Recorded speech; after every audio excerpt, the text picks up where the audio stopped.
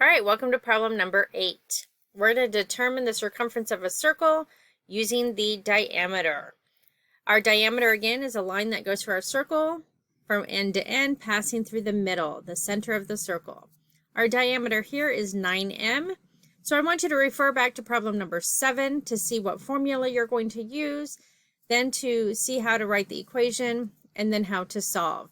You'll notice that this square is blank that you need to copy and paste into your answers sheet.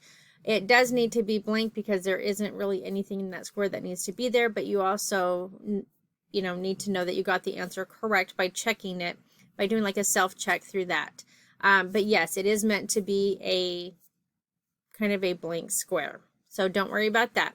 Again, if you have any problems with problem number 8, refer back to the video on number 7 to see the example problem, and then go ahead and follow those same steps to solve for this problem.